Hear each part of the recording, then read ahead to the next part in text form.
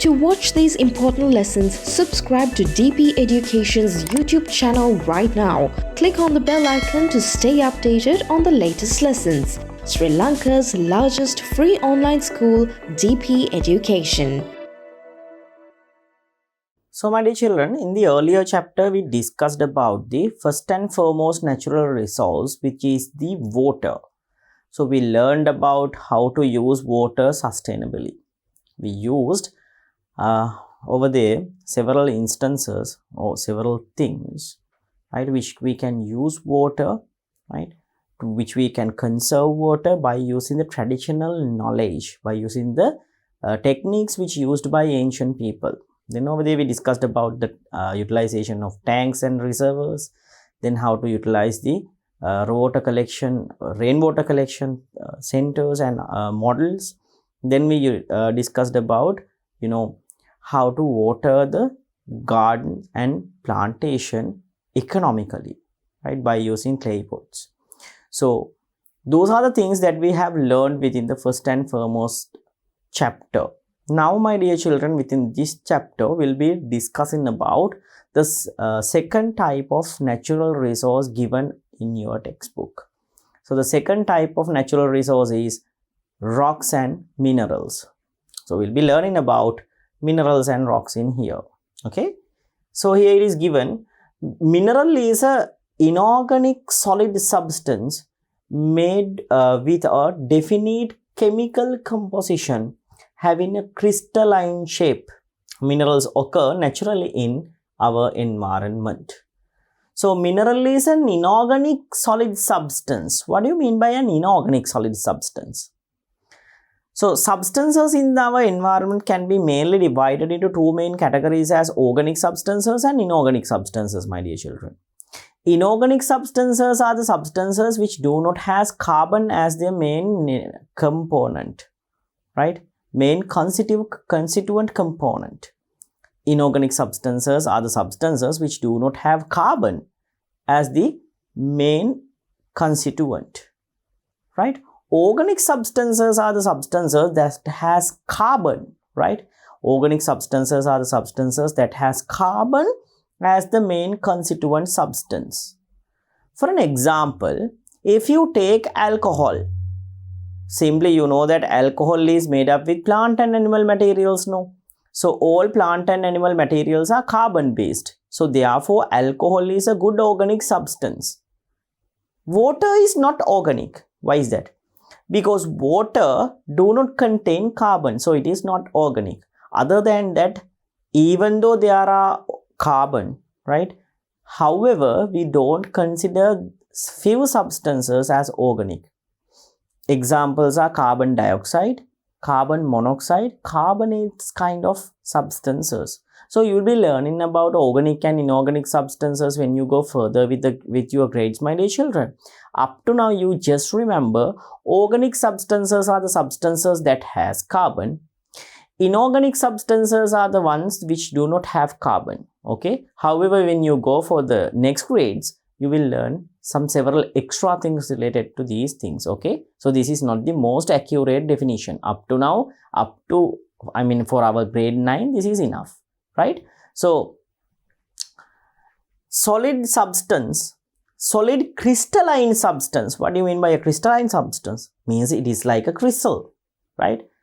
So, a solid crystalline substance, which is an inorganic one, right, can be simply referred as a what? A mineral.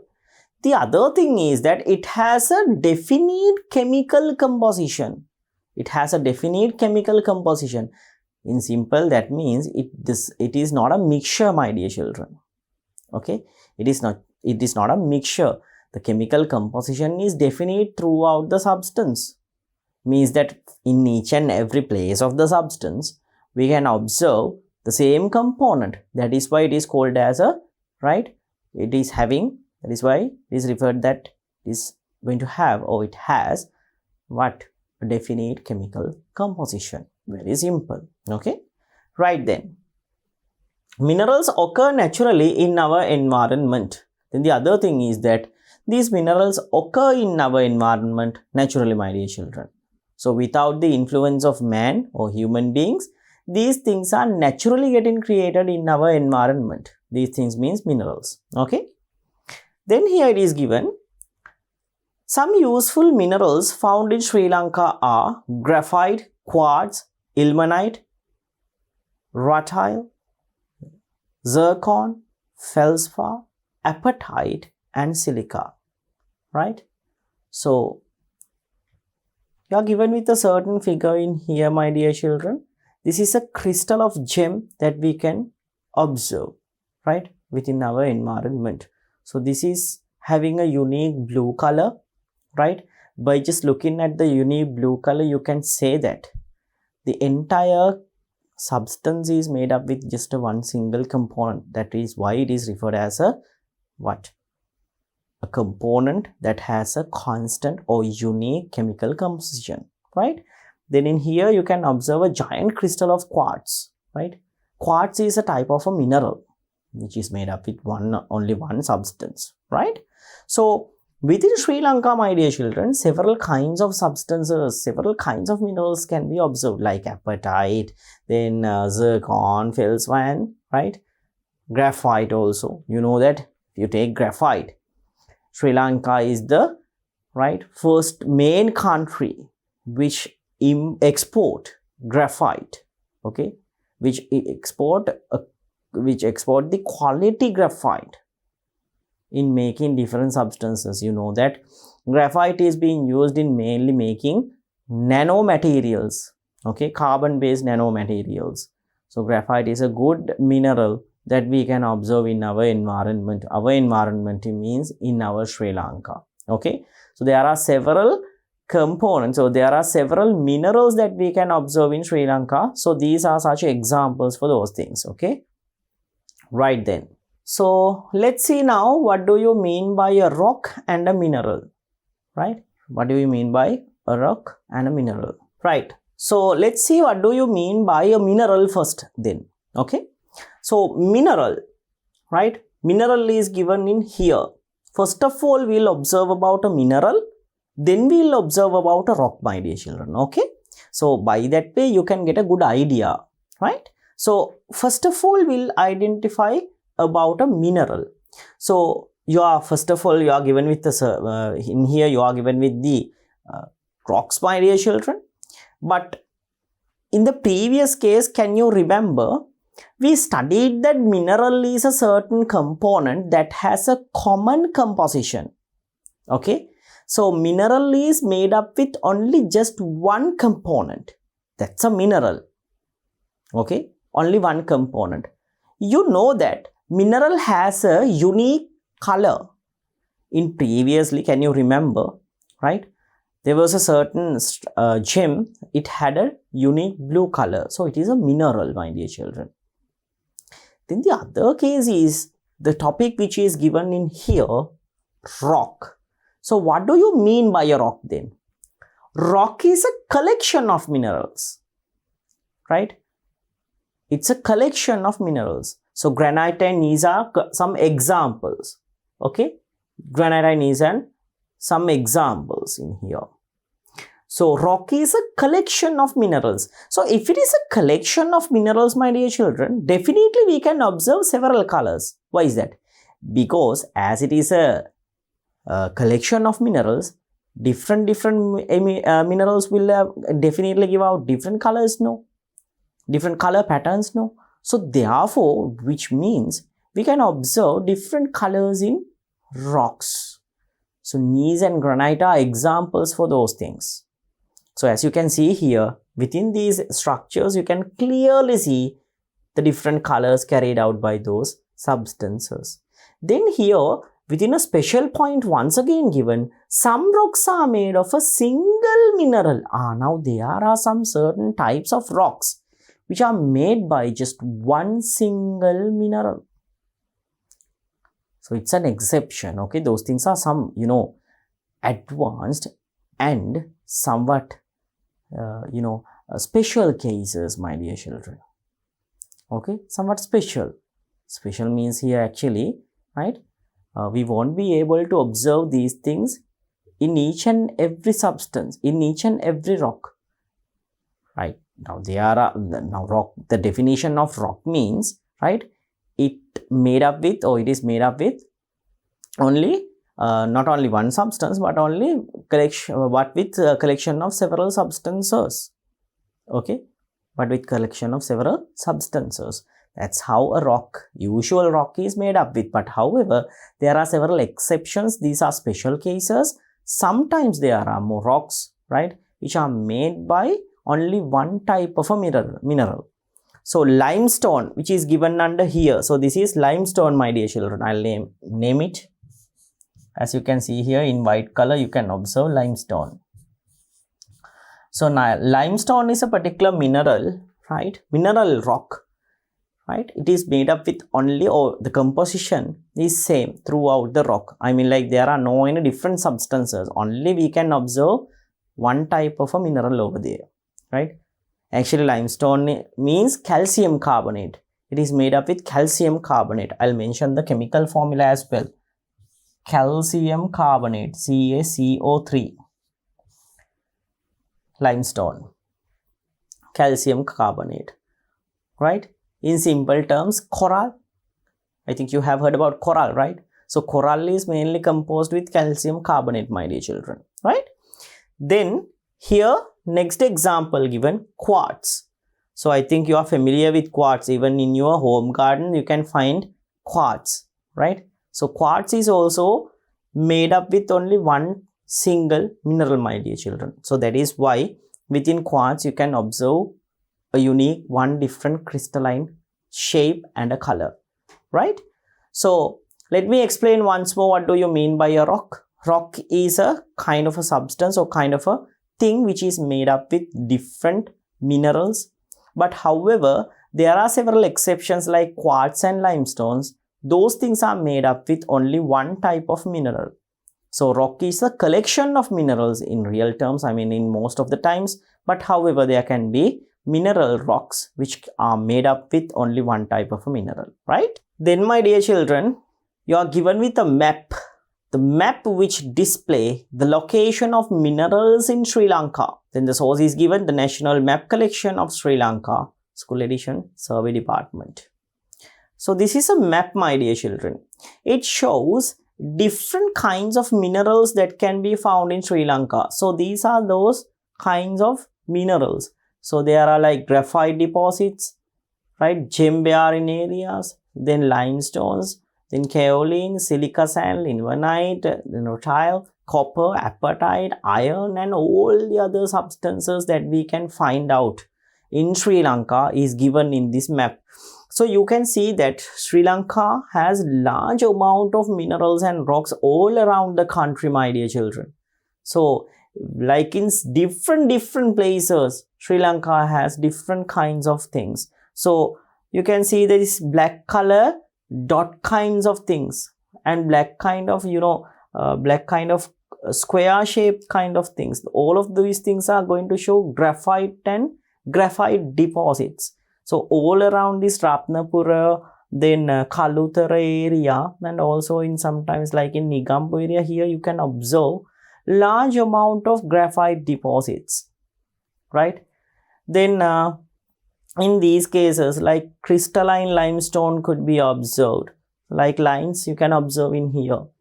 Then my dear children, other than that, when you go for the top, like for the northern area, you can observe like in here Pulmude, the ilmenite, right, which is a valuable mineral.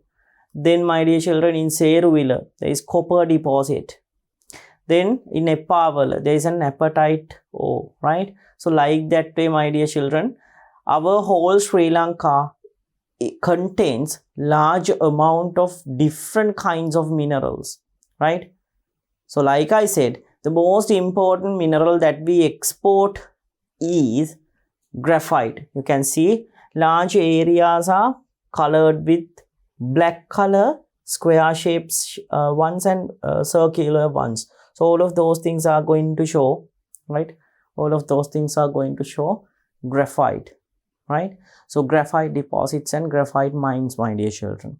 So the main substance, by just looking at the figure, you can see that the main substance that we export is graphite. No, it's no, it's not going to be a wonder, because when you look at the map of these minerals, my dear children, you can clearly observe large areas of Sri Lanka contains graphite.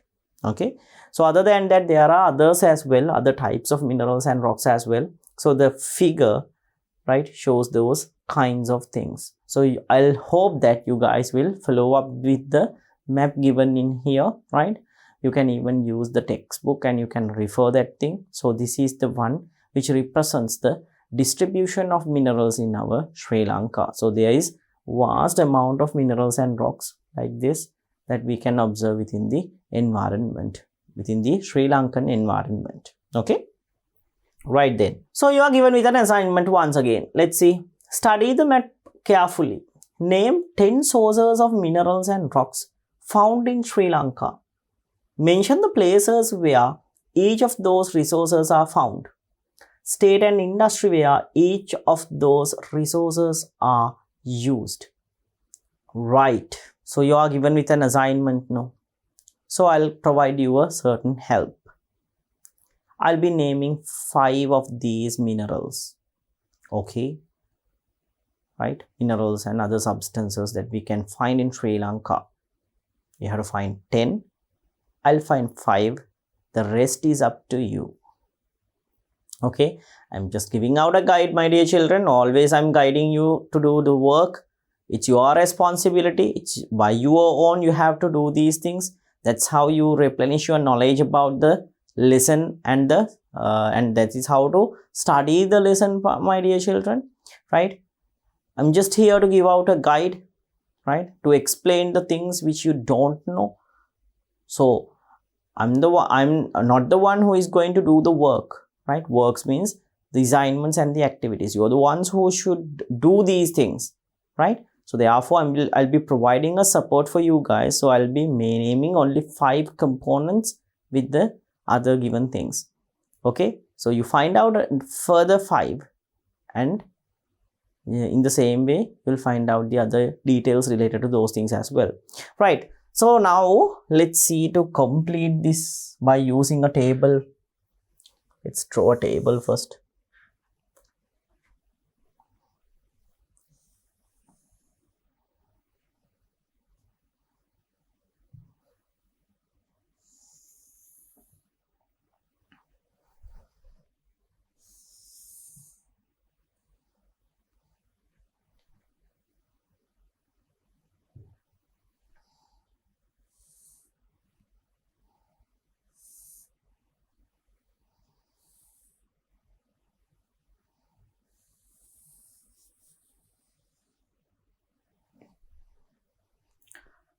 So what are the things that we need, my dear children? Let's see, what are the ones that we need?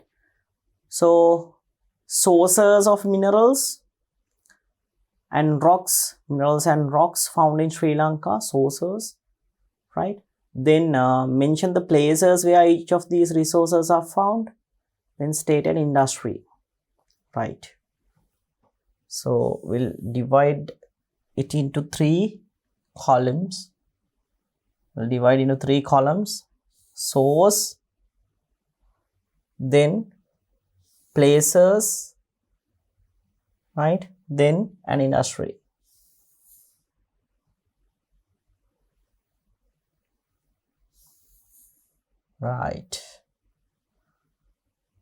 Okay, so source, places, then industry.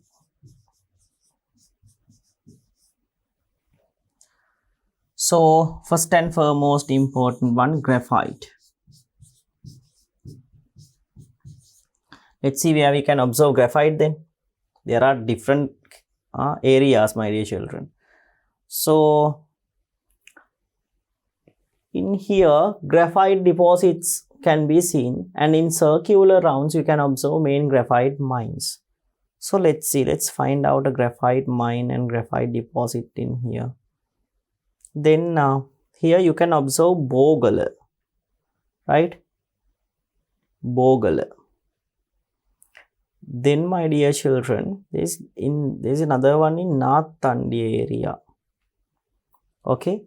Then in Ratnapura area also you can also observe large amount of deposits, graphite deposits. Then, my dear children, so we'll be mentioning only one or two. No, so 2 areas will enough. Okay, 2 areas are enough. So we'll mention as, then Kahatagaha is also there. Kahatagaha, right? Then Bogala, Kahatagaha, then North Tandi area. Then in Ratnapura area also you can observe large amount of minerals, right? The graphite mineral. So we'll mention places. I'll mention 2, okay? As my space is not that much enough. So Bogala,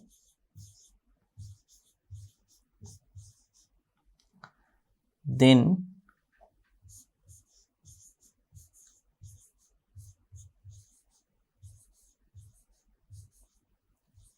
so you know about the Kahatagaha, right? We have found out that thing. Now I'll mention as North Tandi. That is given in the map very clearly now.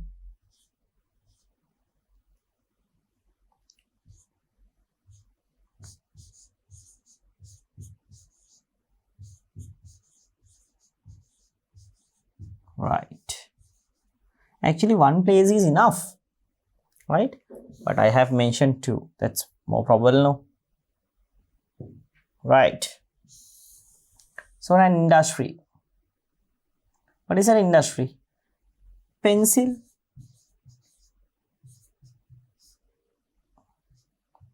industry.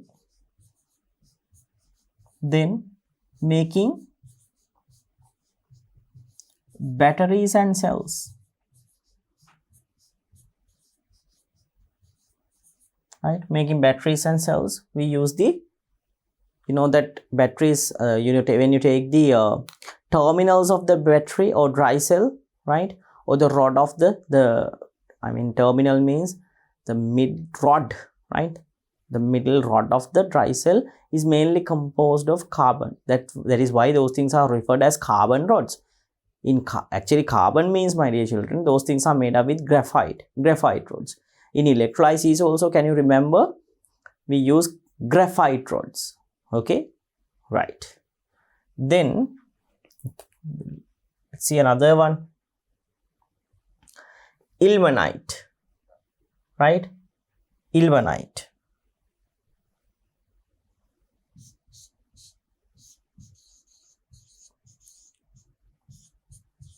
So where you can find ilmenite then? Pulmude, yes.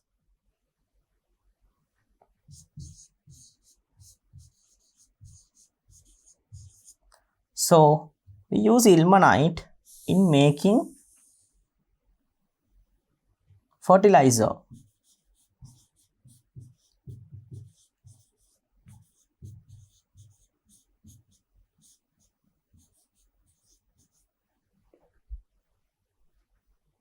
Right, making fertilizer.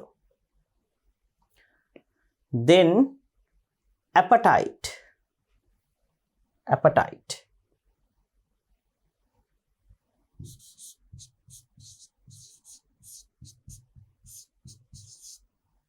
Right, apatite. So apatite can be found in Eppavala. See, Eppavala you can find apatite. Right.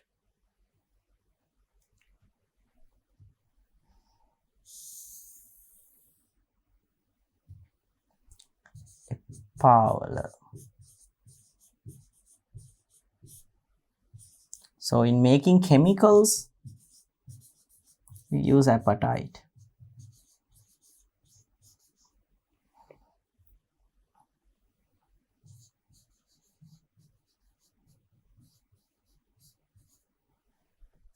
Right.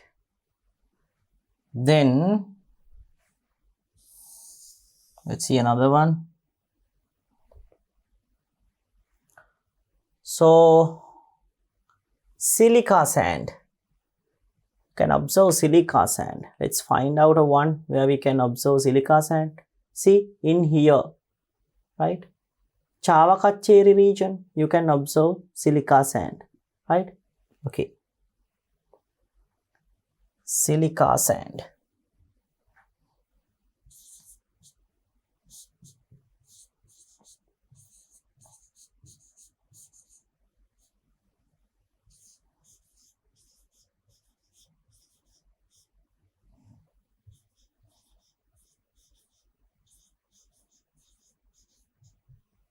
So Chavakacheri region, you can observe silica sand. What is the use of silica sand? We use silica sand in glass industry. Okay.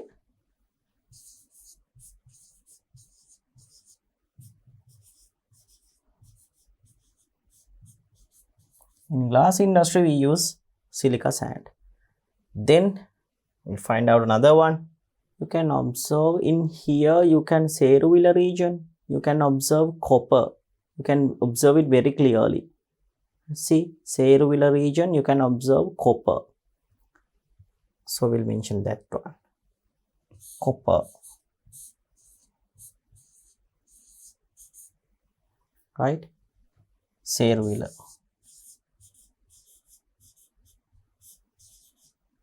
In Seruvilla region, you can observe copper. So Seruvilla, you can observe copper deposits. So in which cases do we use copper, my dear children? Actually, we use copper in making conductors, right? So I'll mention as in making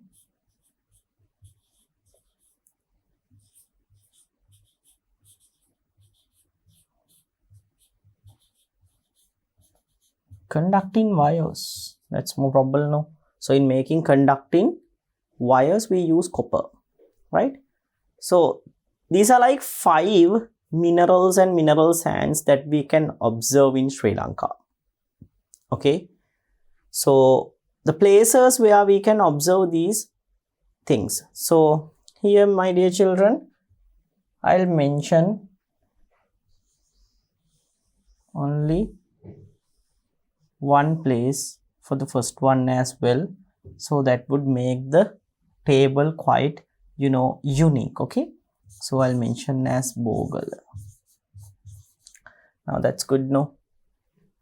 Okay. So graphite can be observed in Bogala region and Kahatagaha and also in Nathandi areas. So we use we use graphite in making batteries and in pencil industry, right? Then ilmenite in Pulmude making fertilizer, we use ilmenite. Then in apatite, a Pavla region, to make chemicals and other kinds of substances, we use apatite. Then silica sand in Chavakacheri region, we use that thing in glass industry. Then copper in Seruvilla region, we use copper in making conducting wires. Okay. So these are like 5, my dear children. This is only 5. So it's your responsibility to find out even more, right? Try to find out at least another 5. So they're asking about 10, no? So try to find out furthermore 5, right? It's quite easy, and complete the table. Okay. So I hope that you guys will do the table. You will complete the table. Okay. Right. So my dear children, I hope that you guys will do the table. You guys will complete the table by writing down the next 5 substances. Okay. Right then. So let's head on to see the next one. So a certain thing given under the extra knowledge. Let's see. There are about 5,300 minerals identified in the world up to date. Number of minerals registered in the International Union of Minerals is about 5,070. So there are like 5,300 minerals which have been identified all around the world. So there is a union, right? There is a certain union, my dear children, international union about the minerals. So within this union, there are about like 5,070 of minerals were registered. Okay. Then another one given in here. Sri Lanka exports most of its mineral resources not as end products but as raw materials.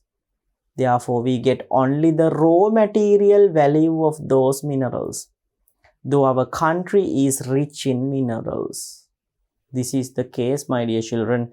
Even though Sri Lanka is composed, or even though our soil has large amount of minerals, we just get their raw material value, right? We are not adding a certain value added thing for the mineral, right? When you take graphite, my dear children, Sri Lanka just exporting graphite to other countries. We are not making a certain substance. At least if we can make graphene out of those things, then the value will be 10 times greater than the raw material value. Okay, 10 times. Not just 1, 2, but 10 times greater than the raw material value.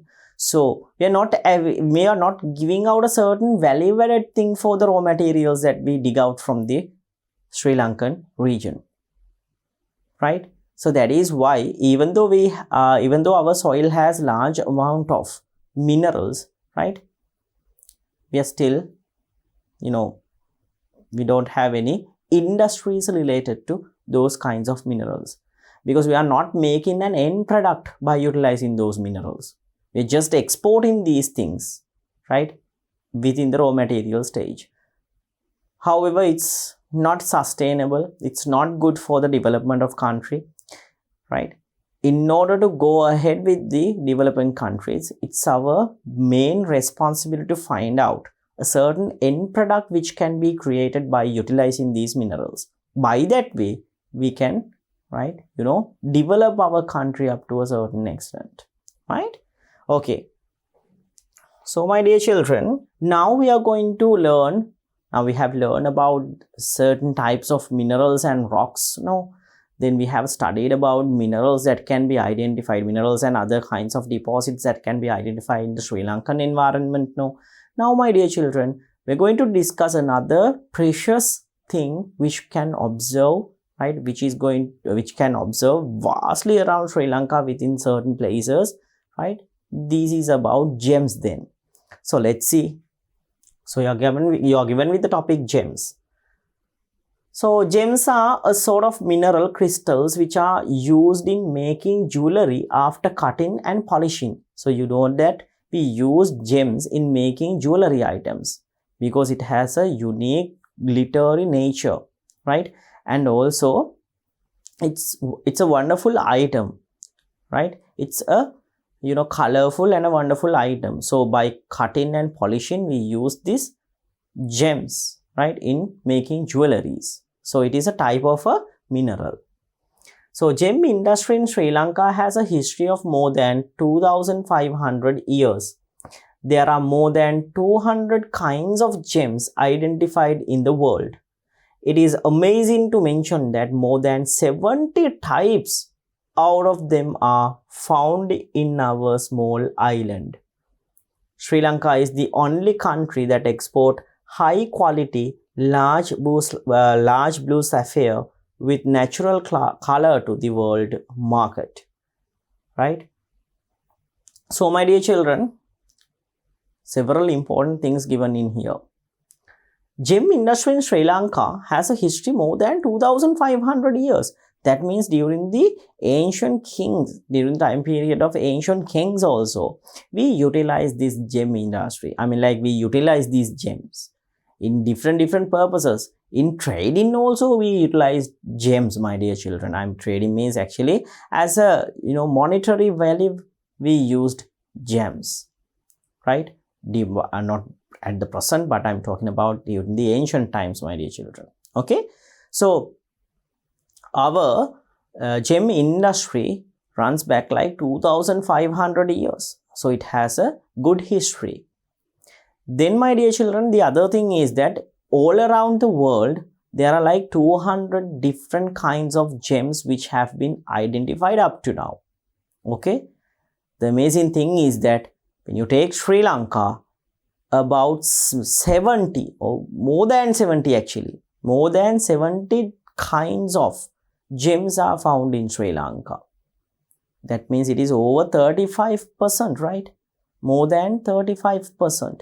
So more than 35% of total number of gems are found in Sri Lanka. So Sri Lanka is a very rich country with different kinds of natural resources. So my dear children, more than 70 types out of them are found in our small island. So Sri Lanka is the only country that export high quality large blue sapphire with natural color to the world market.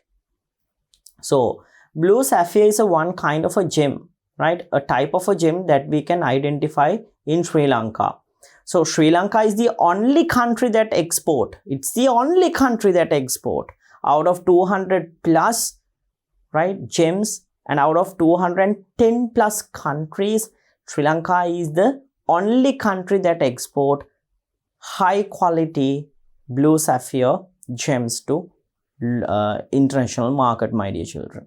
Okay, so right, blue sapphire, you can observe the diagram of blue sapphire in here then, right? So it's the Sri Lanka is the only country that export blue sapphire with this much of a quality, right, and this much of a natural color to the world market, right?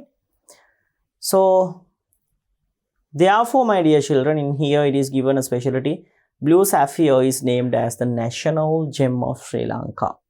So the national gem of Sri Lanka is blue sapphire then, right?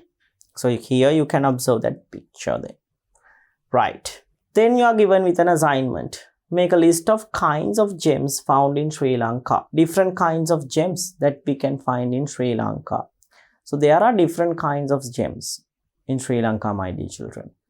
They go by different local names, and for some of them they have unique names as well. Okay, some of them they have somewhat local names.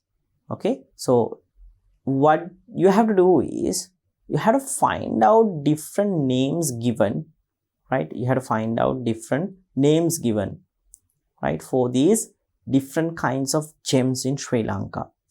So when you go for a person, or if you can contact a certain person who is engaged in jewelry industry, then you can get a good knowledge about different kinds of gems and different kinds of minerals which these guys use in making jewelry items, my dear children. Okay, so like gems like Pushparag, right? So that's kind of a local name. So those are the names which are given, right, for the gems that we used in our Sri Lanka, especially in the jewelry industry, my dear children. Then sometimes these things are religious, right? So in that cases also we apply certain rings with different kinds of gems, right? So like that there are different applications of gems, my dear children, especially in the jewelry industry. So what you have to do is you have to find out different kinds of gems that we used in Sri Lanka and the names given for those gems. Okay, so it's your responsibility. You just find out a certain elderly person, right, or else a person who is engaged in jewelry industry. Then get some information regarding the gems.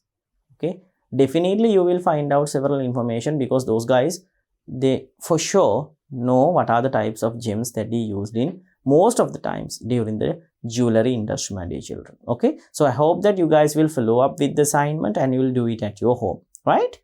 Okay, so let's see the next one then given. So you are given with the topic gem mining then. How to mine gems, right? How we can get gems. Let's see. Gems are formed in the earth attached to large rocks. As the rocks in the mountains get eroded, gems detach from them. So gems are formed in the earth. Actually, each and every mineral is getting formed within the earth crust, no? So gems are also getting formed within the earth. It is been attached to large rocks. Now for large rocks, these are getting attached, my dear children. Naturally, these things are getting attached to large rocks. As the rocks in the mountains get eroded, gems detach from them. Now what has happened here is, now when certain mountain is getting eroded because of rain or any other facts, what will happen? Sometimes gems will get detached from those rocks or large mountains, and they will come down, right?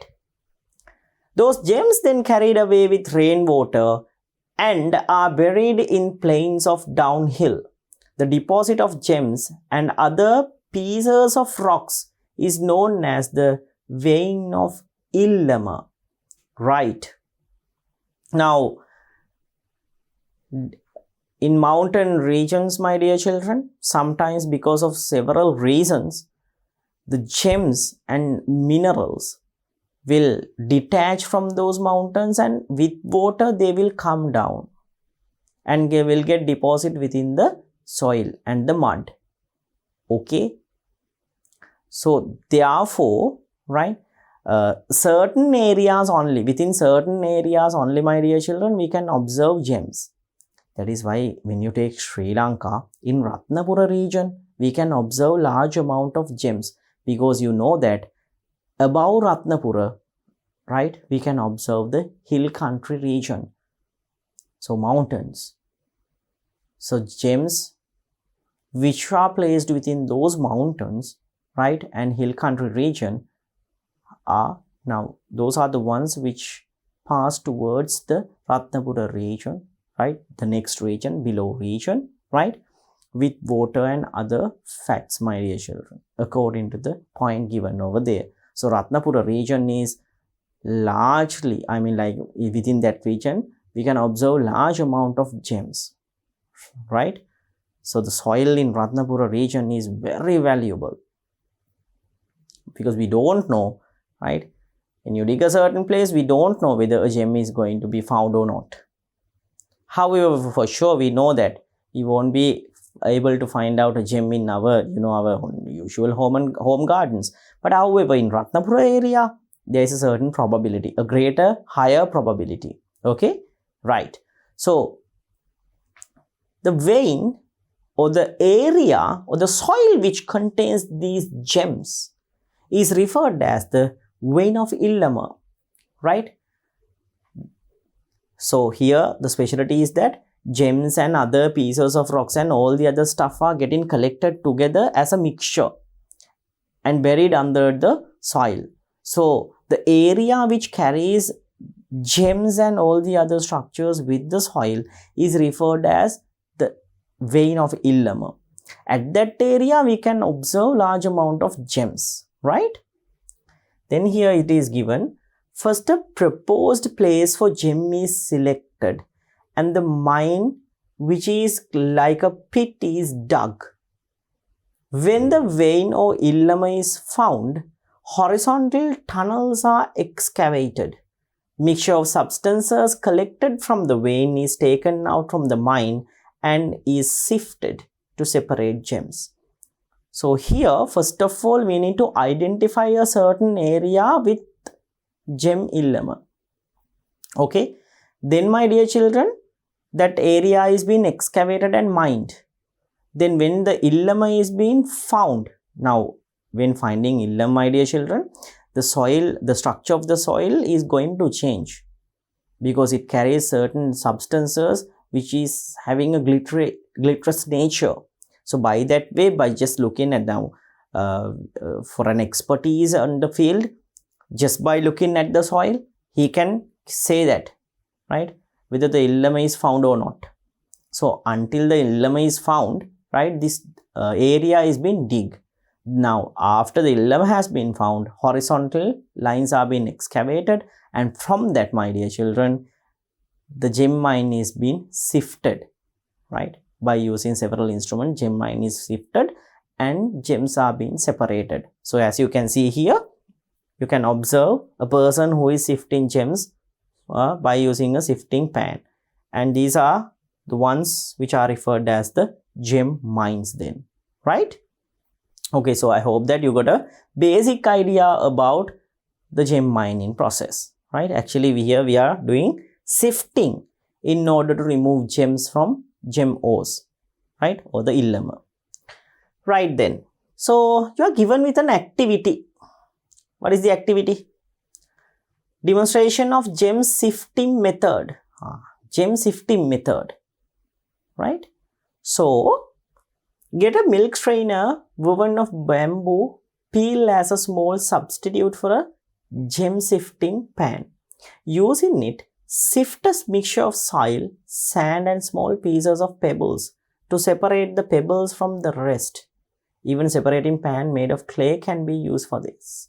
So actually nowadays, in order to remove sand, right, in order to remove sand and other rock and other sands and rocks and small rock particles, right, mineral particles out of rice, my dear children, most of the times now within these days, this sand and rocks and other kinds of minerals have been separated from rice, right, which they've been imposed, which they now the rice which contains nowadays, I mean in the present, all the stuff have been completely removed by the market itself, right?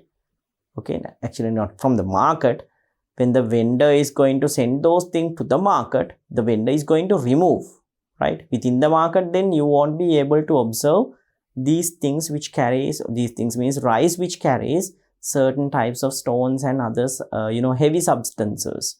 But however, my dear children, if we are using paddy straightly, which is taken from a certain paddy field, then sometimes, my dear children, okay, sometimes the rice will contain certain amount of sand and other kinds of rocks and particles. So we using a special kind of a sifter pan, right, we remove this sand and other rock kinds of particles from rice.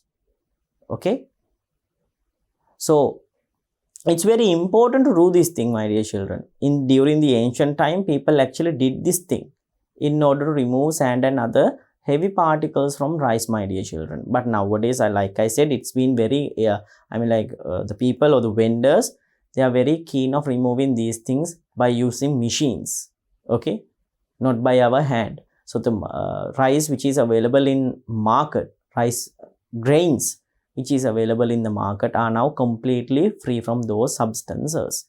Okay, so however, the sifting of rice is also the same, it is going to follow the same process, right, like in removing gems from gem ores, right?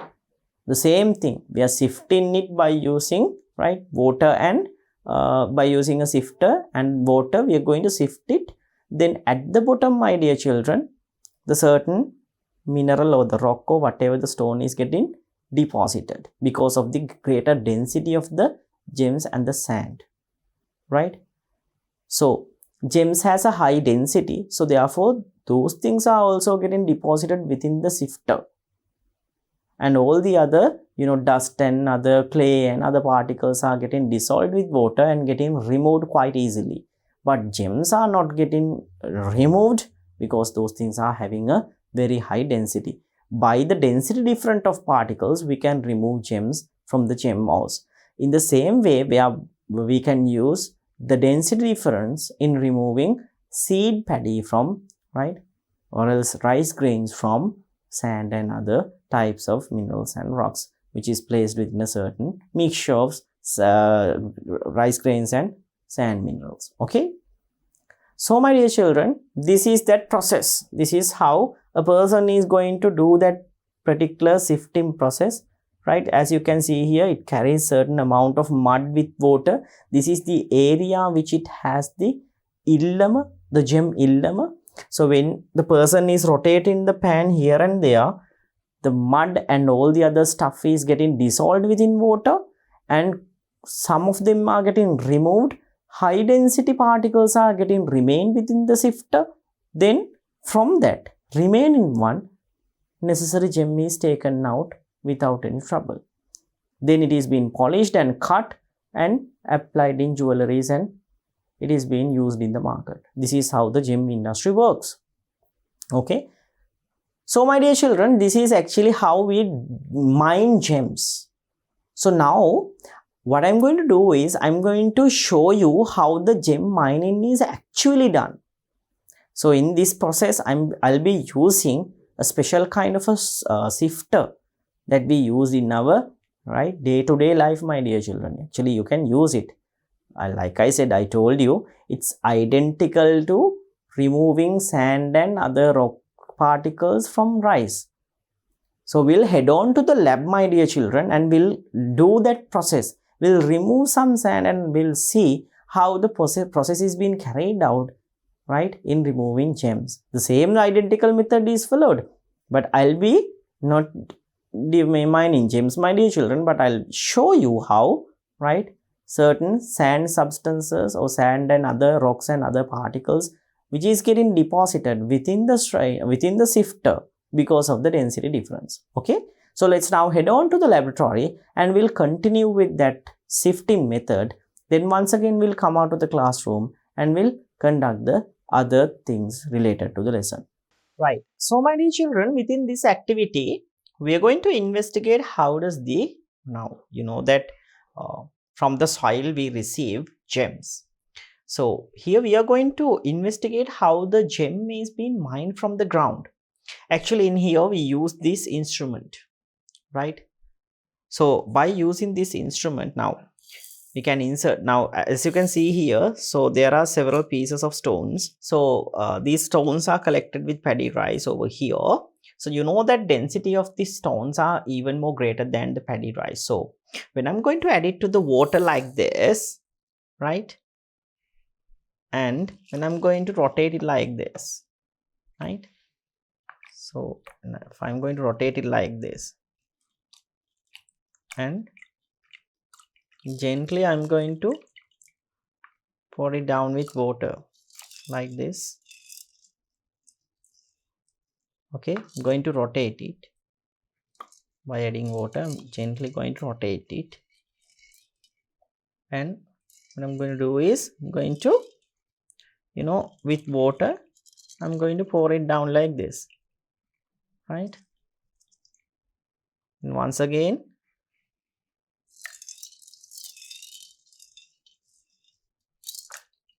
like this.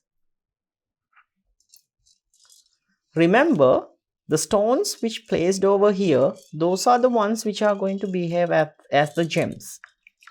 So gradually, like several times, we need to rotate it with water.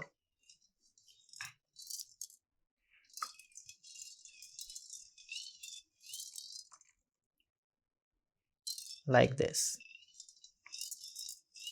So upon doing this, my dear children, you can see that rice is getting removed, or else this paddy grains are going to remove from this container or from this instrument, right?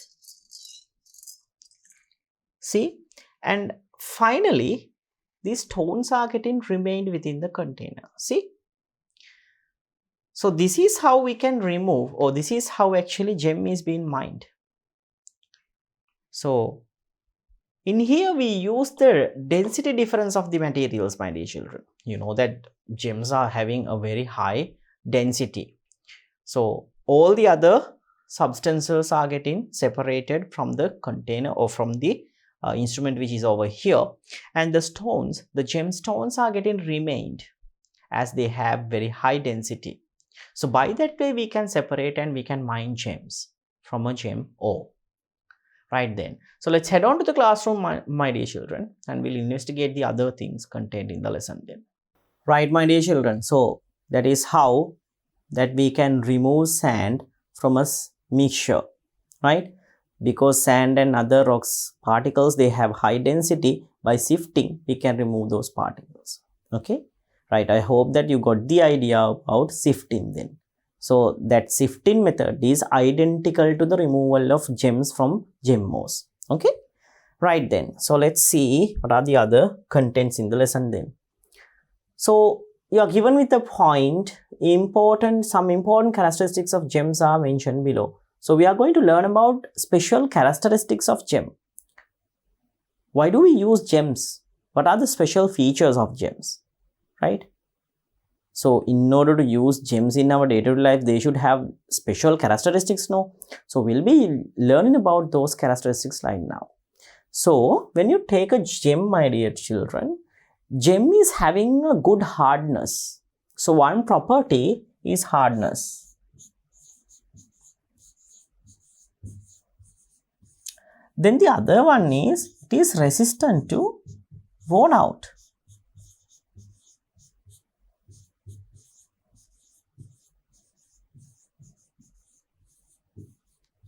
is that it will not wear off very quickly, right? Resistant to be worn out. Next one, it has a very good unique color. It's very colorful, right? It's very colorful. And the other thing is that it is very shiny.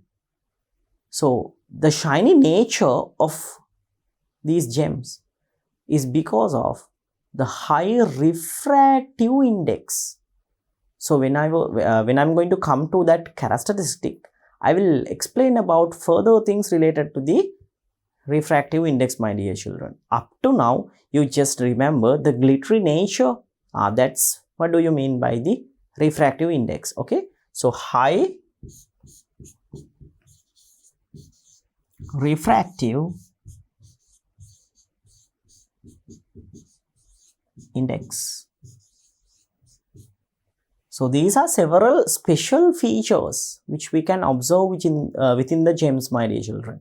What are those? Hardness, then resistant to be worn out, then the unique color, and high refractive index. So these are like 4 different special features, characteristics that we can observe within the gems, right? Okay, then now let's see the first and foremost, right? The first and foremost feature, which is the hardness. So here it is given, an unerasable streak can be drawn. Unerasable streak can be drawn on a sheet of glass using a piece of quartz. The reason for this is that the hardness of the quartz is higher than that of glass. So when you take quartz, it's a good mineral. You can draw an unerasable, right? Unerasable streak or else a line by using quartz on a certain glass. It's because that, my dear children, quartz having a more hardness than the glass. So the glass surface is scratched around because of the quartz. Okay. So Mohs scale is prepared, right? Mohs scale is prepared to compare the hardness of minerals. So this person who is called Mohs, now he used a certain scale in order to give a certain idea about the hardness of materials, right? So there is a scale prepared by him to indicate the hardness of certain substances and materials. So hardness index is 10 is assigned for diamond, which is the hardest mineral. Hardness index 1 is assigned for talc, which is the least hard mineral. Now, my dear children, the hardness index is prepared by using naturally occurring substances, hard substances. So talc is very soft. So we assign index 1 for talc as it is very soft. Diamond is the hardest substance of all out of the natural materials that occur. So diamond is assigned with 10 as the hardness index according to Mohs scale. So like that way, a table is given in here. So this table shows the hardness index from 1 to 10. So talc, gypsum, calcite, then fluorite, apatite, feldspar, quartz, like that way. There are several substances, and at the bottom, right, you can observe diamond, which is the hardest natural substance, which has the hardness index of 10. At the top of the table, you can observe talc, which is the smoothest substance or the least hard substance out of these substances. So it has the hardness index 1. So when moving top to bottom, you can clearly observe the hardness index increases and the hardness of the material is also getting increased. Okay. Right then. So study the table and answer the following questions. Okay. Now a question is given. Hardness index of fingernail is 2.2. Name 2 materials that can streak a fingernail. Now hardness index of a fingernail is 2.2. Now, if you want to streak a fingernail, my dear children, then what do you have to do? You have to find out a certain material which is having a higher hardness than fingernail. Now, it's 2.2, no? So, you have to find out a harder material or a material that has high hard index or hardness index than 2.2. So, find out from the table. So, calcite is a 1 greater than 2.2, no? So, calcite.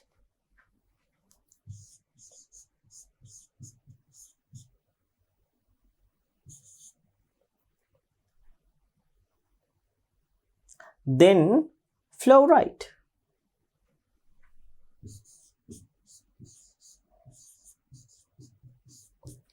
Calcite and fluorite.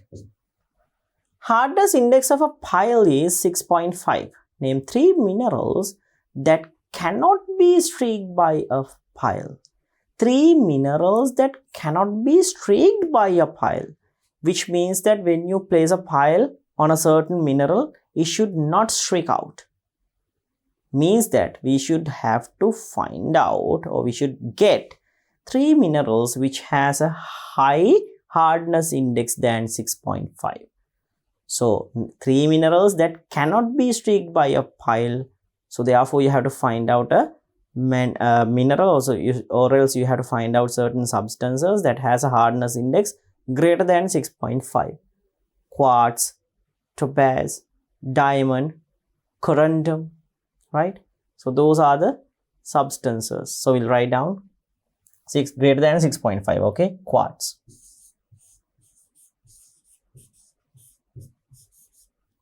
Diamond, then corundum,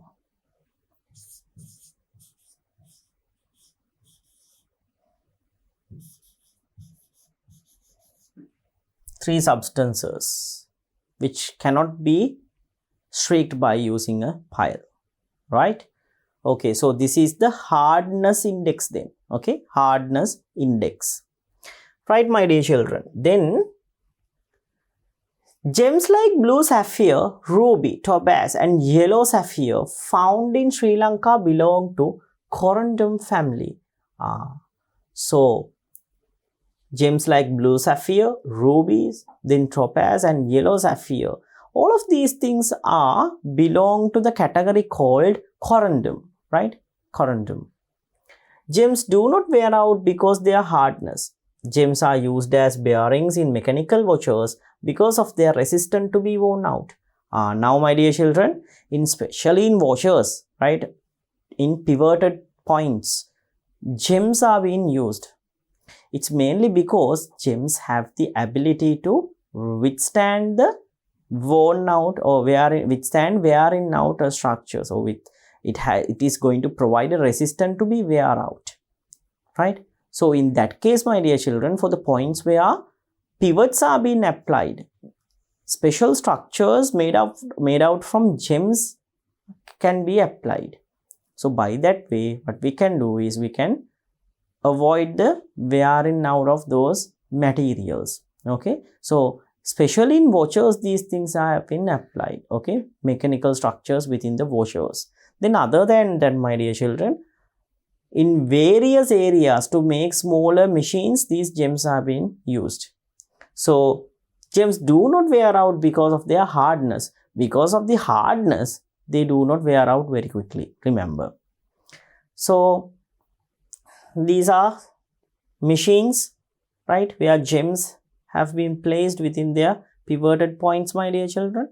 And you know that gems are having a quite unique color. So, you can observe within the figure over here, gems of various colors, right? Okay then, gems found in earth are of various colors.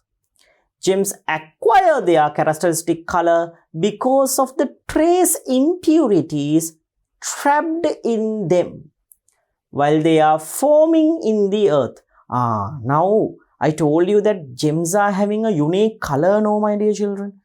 The unique color of gems can be identified because these substances carry certain impurities within them. Because of the impurities, right, gems receive a certain unique color, right? A place where an impurity can give you a certain advantage, right? Within the gems, for their unique color, impurities are very helpful then. Then, color is a main factor that increase where an impurity causes to increase the value of a material. So, color is a main factor that increase where an impurity causes to increase the value of a material. So, like I said, this is a place, right, where impurity is being used, right, where an impurity is being used to enhance the value of a certain thing. So, hence this is a rare instance where the value of a material increases when mixed with impurities. So, like I said, this is a very rare occasion where we can observe the increasement of the value when adding impurities. Okay, usually when adding impurities, my dear children, what will happen? Their value is getting decreased, but however in gems, it is going to increase because of the unique color that they receive because of adding impurities. Okay. Refractive index, now the next one. So like I said, I told you that when I'm going to come towards the lesson, I'll let you know about the refractive index in detail. So now it's time to learn about the next feature, which is the refractive index. Let's see. So refractive index of gems is used to identify them scientifically. When a light ray enters from transparent medium to another transparent medium, its pathway changes at the interface. Refractive index is a measurement of that change. So my dear children, you know about the refraction. Refraction means the bending of light rays, changing of the pathway of light rays when traveling from one optic medium to another. In simple, when a light ray is passing from a higher denser material to a lower denser material, or else in vice versa, lower dense to a higher denser material, the speed of light rays is getting reduced or increased according to the material, right, that the light ray is going to pass by. So in that case, my dear children, that fall phenomena can observe to be as bending of light rays. Okay, actually what happens here is the light ray is getting speed up or getting slowered because of the density of the material. However, this phenomenon is observed by us as bending. So refractive index is giving out a certain idea about that bending process. Okay, it is the thing or the index which giving out a certain idea about the bending of light rays when traveling from certain optic medium to another optic medium, especially in gems, through the gem to outside, right? The bending of light rays is given out by the refractive index. Okay. Then, my dear children, refractive indices of some transparent substances are given in the table. So, refractive indices are given in here. In water, it's 1.3. In glass, it's 1.5.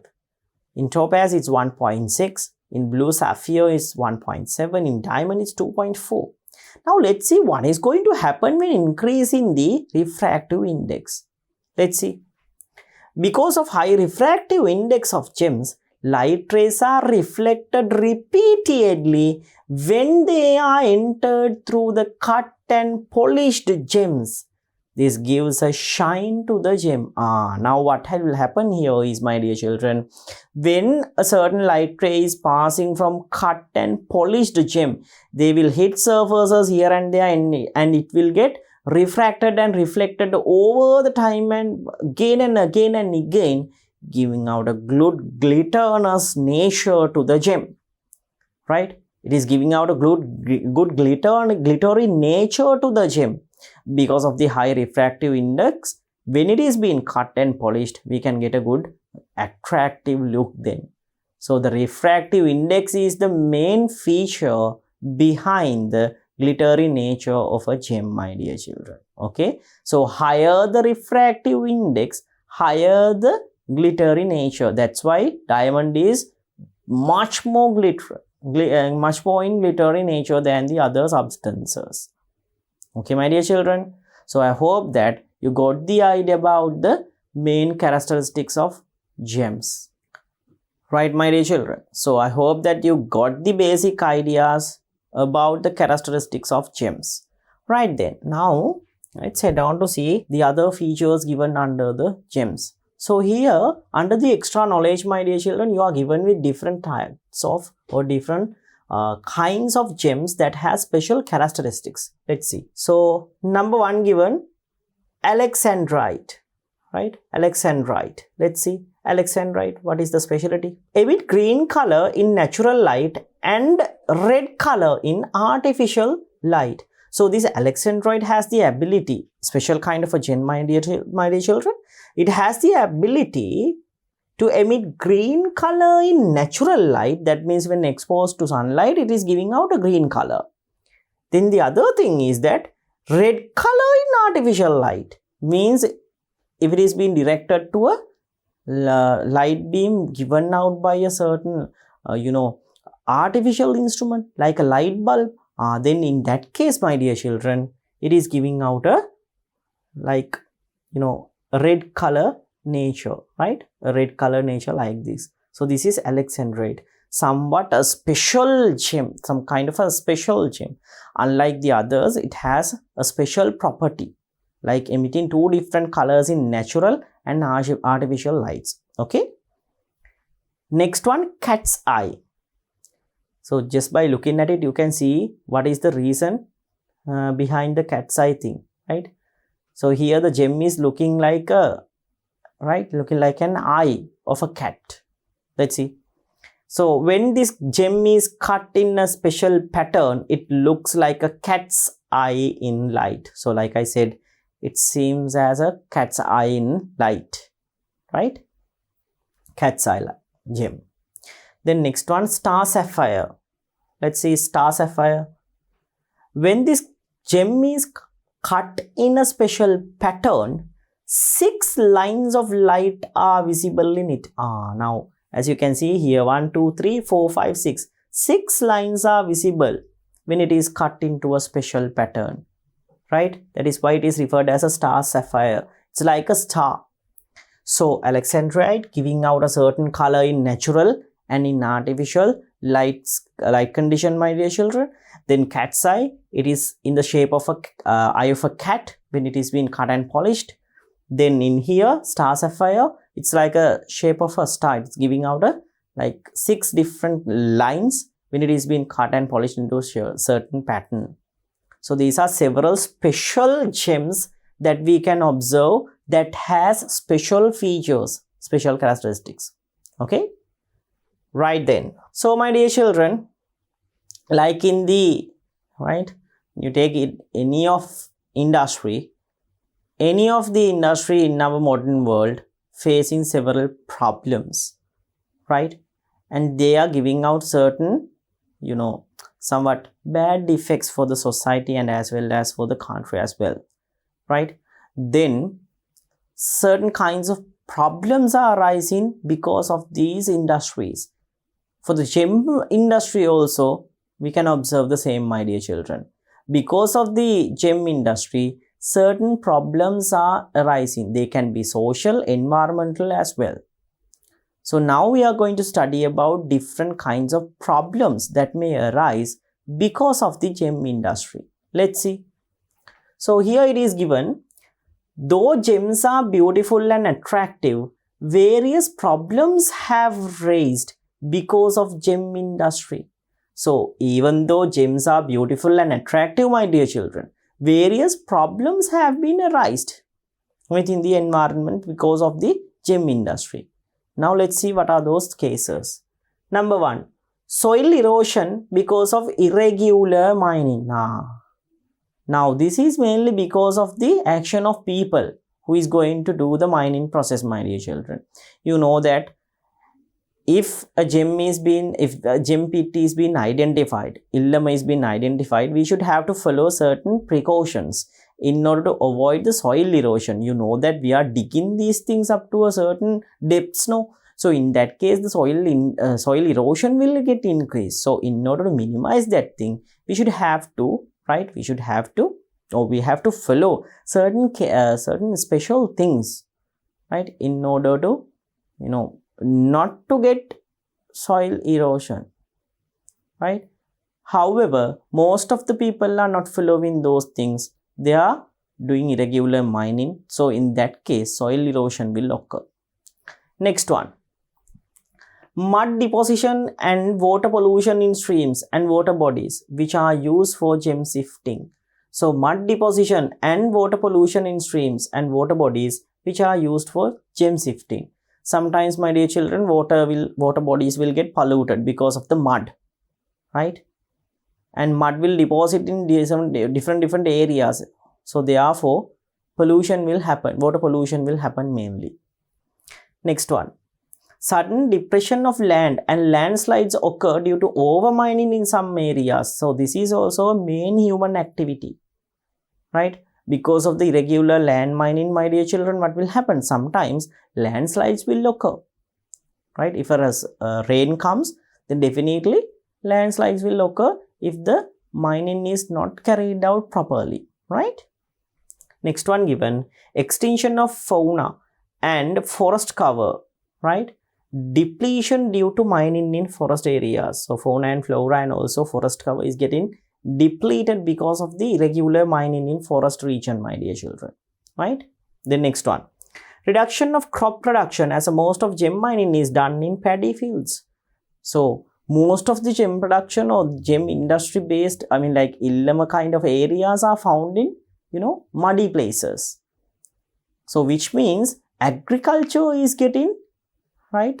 Agriculture is getting, reduced within those areas. So within muddy places, like in paddy fields, we do paddy cultivation, no? So especially in Ratnapura kind of regions, right, paddy fields are being used in gem mining. So therefore, the agriculture is getting affected within those areas. Next one, collapsing of river banks due to mining near the river banks. So it is quite easy. By just reading at it, you can get the idea. So if the mining is carried out in an area closer to river banks, then the banks will collapse, right? Then, my dear children, spreading of some diseases like dengue because of the breeding of mosquitoes in abandoned gem pits. That is also a problem. No? Now, when the mine has been utilized enough, they're going to abandon it. So in that case, water will collect into those pits, and the collected water now will produce different kinds of diseases, especially mosquito-based diseases like dengue, malaria, and so on. So that is also a problem, spreading diseases. Next one, decreasing of the population of certain trees like coconut, rubber, and bamboo because of their usage in gem mines to avoid collapsing of pits and tunnels. So you know that, my dear children, we have to provide certain support to the soil so that it will keep in rigid form. So in that case, what we are going to do is we are going to place several wooden structures onto those tunnels. So for these, we use special plants like coconut, bamboo. So within these regions, my dear children, certain species of plants like coconut and bamboo can be reduced because these things are being removed in greater extent from the environment, and these wooden structures are being utilized within the gem mining pits, right? Then the next one, existence of social discrimination between owners and the workers of gem mines because of the difference of their income level. Then the next thing is, my dear children, sometimes, right, because of the different income levels. Now you know that in each and every gem mine, even though the miner gets the gem, it's belong to the owner of the land. So owner will get most of the money or most of the income received from the gem. But however, workers will receive only few. Only few means very less percentage of the total income. So in that case, a certain discrimination would come, and it will create a certain gap between the workers and the landowner. So this will create different kinds of social problems, my dear children. Okay. Then next one,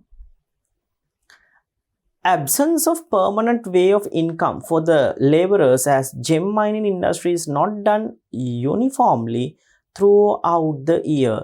Now there are different laborers who is working in gem pits and gem mining areas. The thing is, my dear children, now if a rainy season is going to come, then the people will not have, or the laborers will not be able to do the mining process daily. So in that case, my dear children, what will happen? Their income is getting affected heavily, right? Now the main income source of laborers engaged in gem mining is gem mining. No.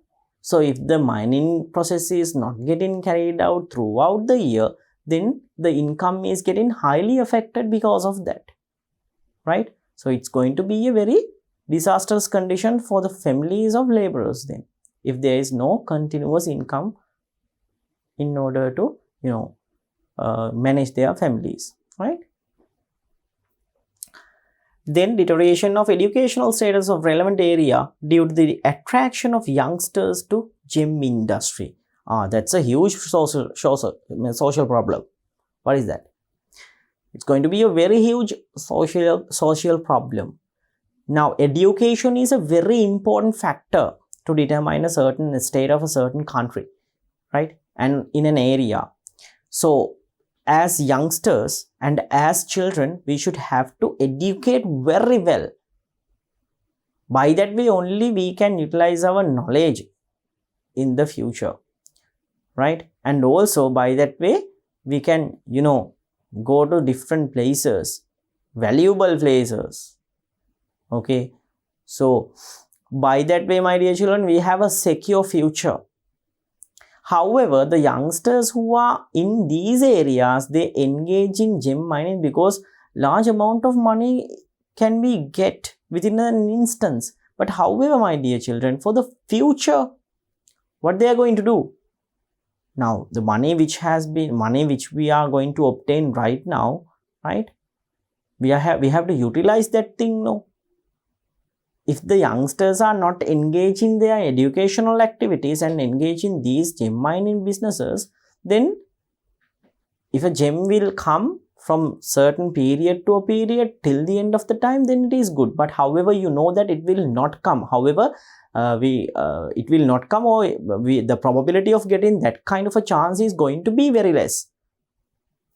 We can't predict that the gems will come from certain time period to time period till the end of the life of a certain person. We won't be able to say like that, right? So the money will come, but however it will eventually get closed or it will end.